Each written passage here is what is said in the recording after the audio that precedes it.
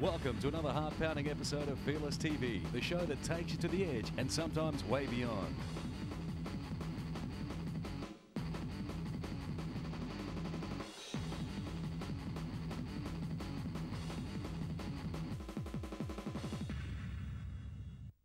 This week on the program, we'll feature some amazing things you can do with a kayak.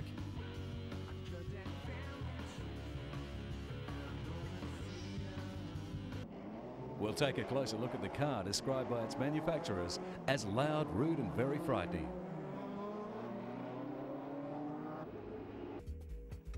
There's a closer look at carving up the powder at the Extreme GS. An unscheduled dip in a runaway balloon. Plus, we'll drop in on some half-pipe with radical moves to burn.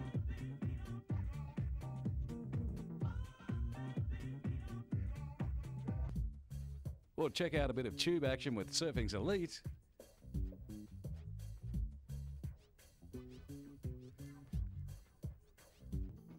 And grab some hang time to brave new heights on the windsurfer.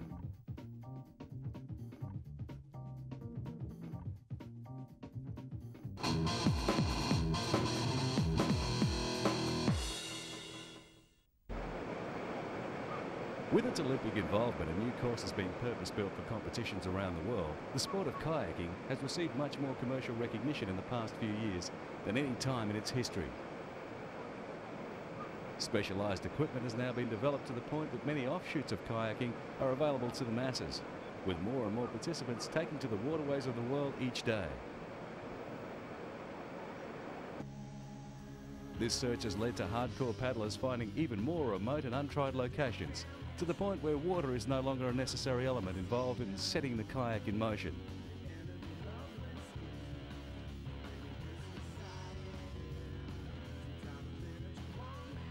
With its streamlined shape and low friction construction materials, make the kayak an extremely flexible vehicle to cross boundaries between various types of terrain.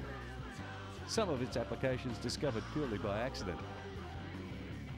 In short, if it looks like it will travel on certain types of ground cover, it generally will.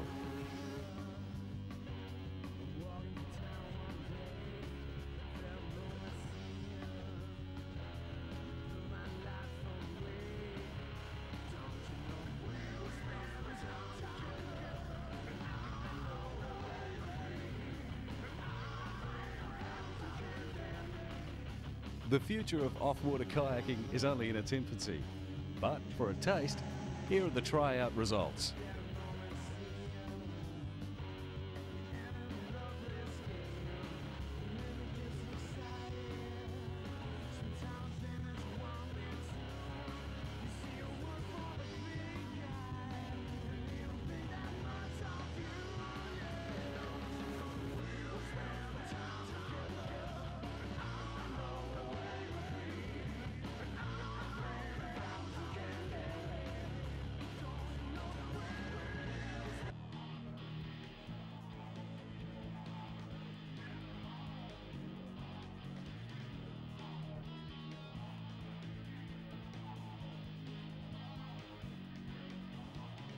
Back in the water again to check out some acceleration levels.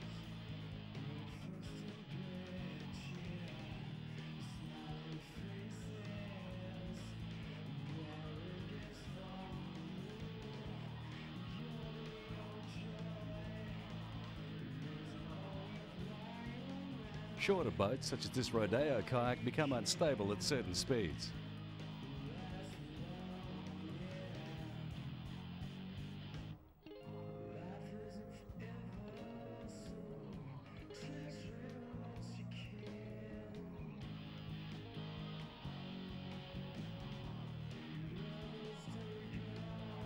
And maybe a possible future sport called wake kayaking.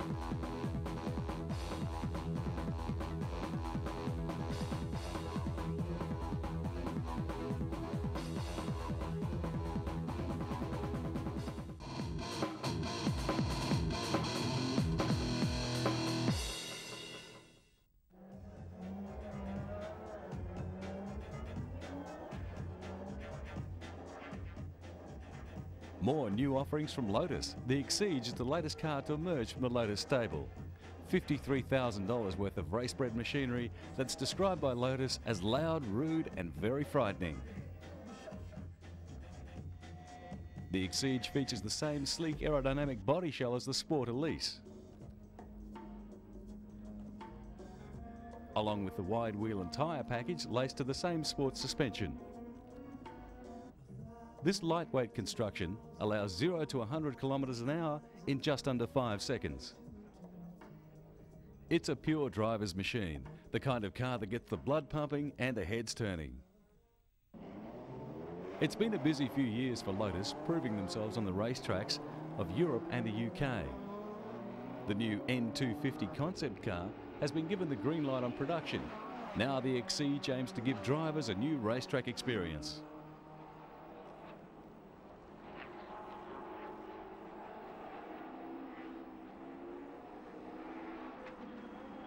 Lotus has already established a great reputation for delivering race-bred technology on their street-legal vehicles.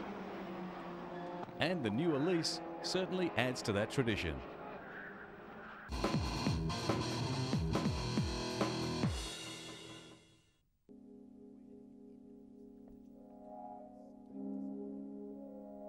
Contrary to popular belief, it isn't magic that gets you good air, it's basic physics. 3 forces act on a skateboard: the weight of the rider, gravity, and the ground pushing up on the board. These 3 forces balance out to 0.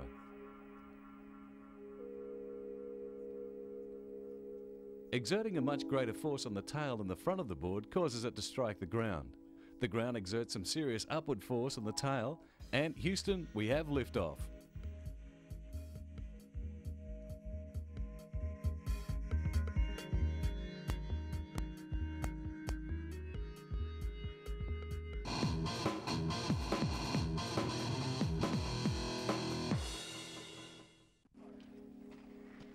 Base tuning time for the Grand Slalom, the big mama of boarding. Riders scrape the base to dump excess wax for better glide.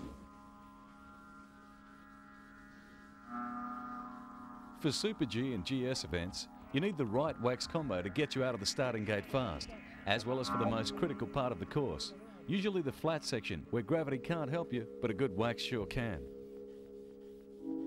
You can even get new thermo bags to heat boards overnight, so the wax penetrates deep into the base. Today's competition is a walk in the park for the #1 USA Juniors champion, pitted against the top-ranked riders from New Zealand and Japan.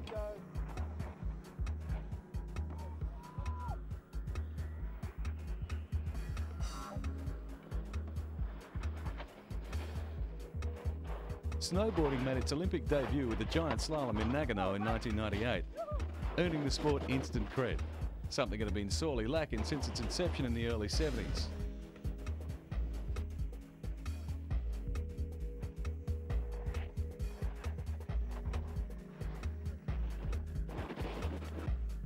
Not only is the course long and fast, but it's forever changing, depending on how it's been carved up by previous races.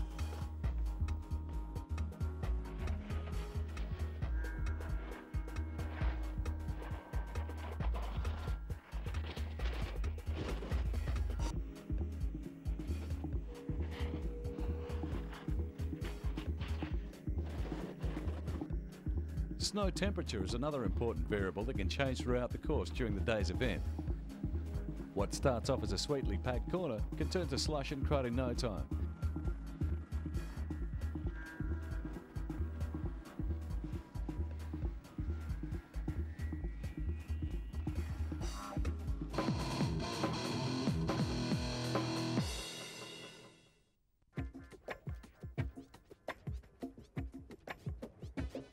Our play of the day poses an interesting question that's about to be answered. What happens when an immeasurable force, in this case a raging river, meets an incomparable bunch of clowns? That would be them. They're lost, they're tired, and they've discovered that rubber rafts don't go uphill. And that's why these champions deserve our play of the day.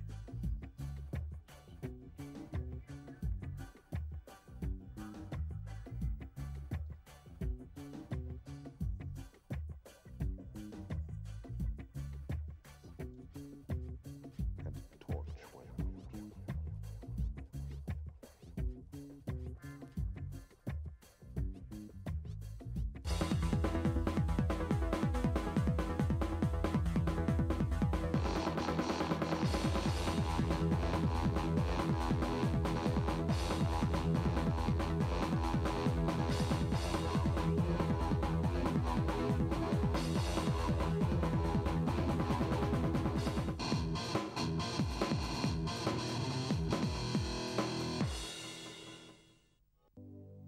This is New Zealand's magnificent Lake Taupo, once the site of the largest volcanic eruption ever to rock the planet.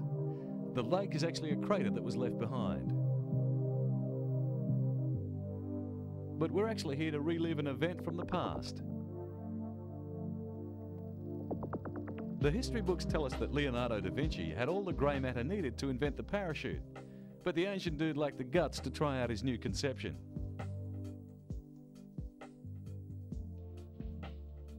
That glory went to French daredevil André Jacques Garnerin on October 22nd, 1797, when he used a hot air balloon to make the world's first parachute jump.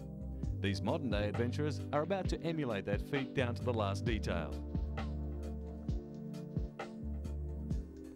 Except for the bit where the French dude broke both his legs in the fall and got rushed to hospital, hopefully. The 50-metre high windbag climbs 1,000 feet every 2 minutes. It'll take him 5 seconds to freefall that distance on the way down. At 5,000 feet, the jumpers climb into position, while the balloon pilot gets ready to adjust for the sudden drop in weight. A wrong move could see the craft shoot up and out of control.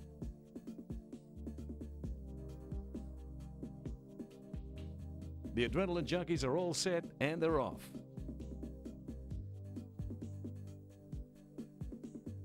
Careering towards the rapidly approaching ground at 130 miles an hour, at 2,500 feet, they get just one shot at deploying the chutes, and then it's a matter of hanging back to enjoy the view.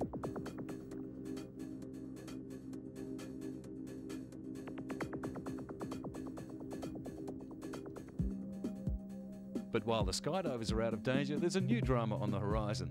The balloons hit a bad thermal pocket, and now it's being dragged into the drink too hard and way too fast.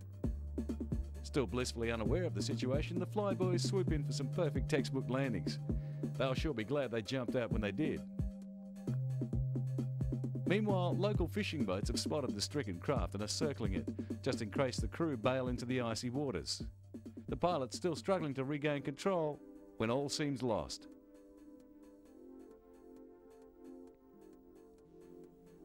The wicker basket cops are dunking, but thanks to a sudden gust of wind, the balloon miraculously takes flight again, with the safety crew in hot pursuit. A few more tense moments thanks to nearby homes, power lines and trees, and the ordeal is all but over for the shaken crew. And with an open field spotted to act as a makeshift landing site, and local volunteers rushing in from all directions, the giant runaway is finally brought to ground.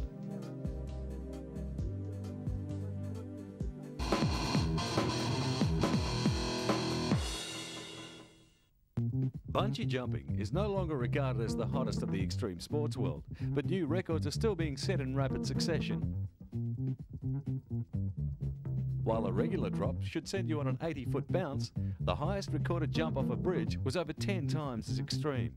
Certified head case David Kirk leapt 1,053 feet off the Royal George Bridge in Colorado. The biggest mass jump was 25 people off a 170-foot skyscraper in Frankfurt, but that's just begging to be broken.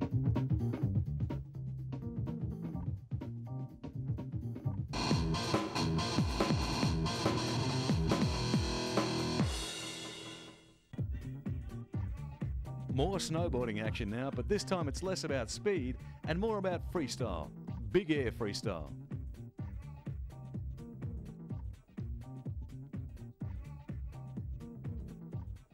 We're talking half-pipe heaven, and with the pros dropping in to show us what they're made of. Swiss cheese, spaghetti, roast beef, fresh fish, Canadian bacon and some chicken salad. If that sounds like a shopping list to you, it's time you got off the mountain. They're big air maneuvers to the rest of us, and we can't get enough of them. The half-pipe is 100 metres of freestyle possibilities. Riders drop in to start their run, climbing the vertical sides of the snowpack channel till they're at least as high over the lip as gravity will allow, and often sometimes higher. Best riders have the cleanest tricks, biggest air, most points, and they're always in total control. Free expression, free movement, freestyle. Make it your own.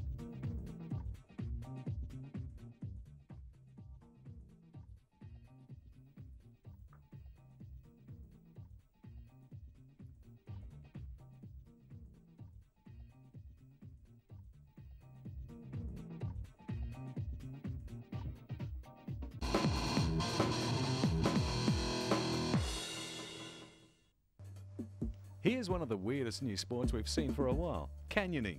Enthusiasts take advantage of the rocks that are eroded away. A bit like the holes in their heads, I guess.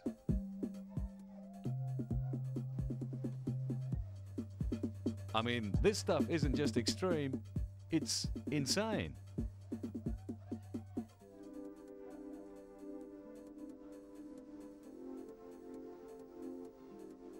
Canyoning combines all the rugged elements of rock climbing, abseiling, and those water slides they have at fun parks.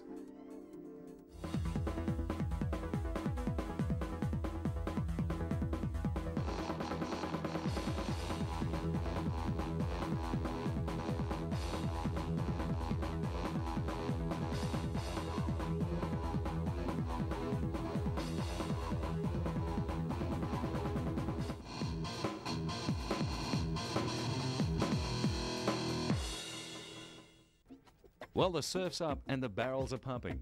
All that's needed now are those to drop in enough to carve them up, and that shouldn't take too long. Solid tube riding has been the domain of very few surfers until recent times, but a new generation of finely tuned boards is changing the entire scene. By altering the design of the template, rocker, foil, contours, rails, fins and the glassing of the board, they can better generate and control both speed and power in waves from 2 to 30 feet high. In basic terms, all that means is you get the gnarliest pipe ride possible, whether it's cranking out there or not. As good as these boards are ever going to get, Mother Nature is still in charge. And if she wants to stop the ride whenever she determines, there's nothing you can do about it. But drop in on the right wave, slam the lip and spend some precious seconds in the green room, and you soon forget the pain. Now sit back and let the pros show you how it's done.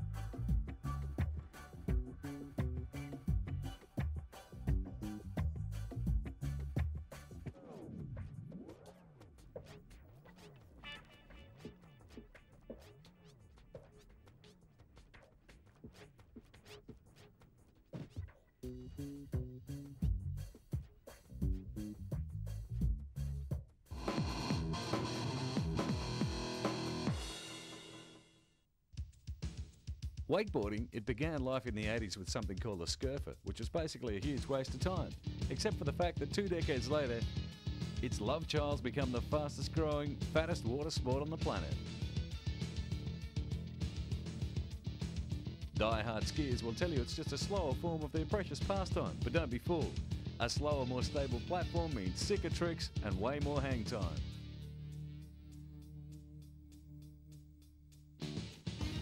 From simple 180s to back scratches and 360 helis, you just plant your lead foot tight in the bindings, cut a standard 75-foot ski rope down to 45, and curl into the wake crest for the ride of your life.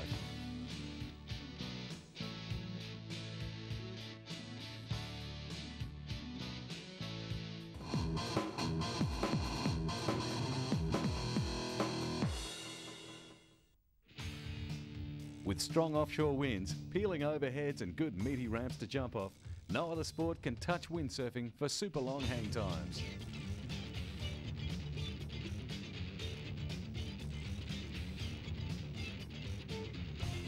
Competitors were riding waves frontside and backside, hitting the lip, chucking aerials and performing all sorts of whacked out transitions to thrill the crowds back on the beach.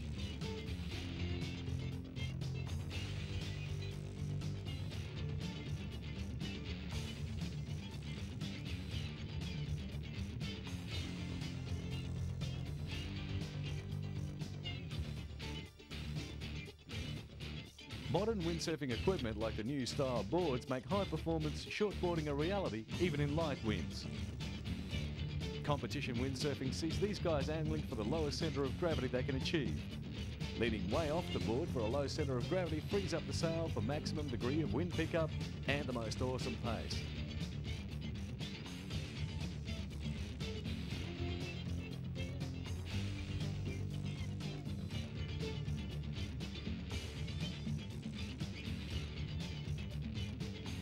Add to that the ability to jibe on the wave face, and you've got some white knuckle action.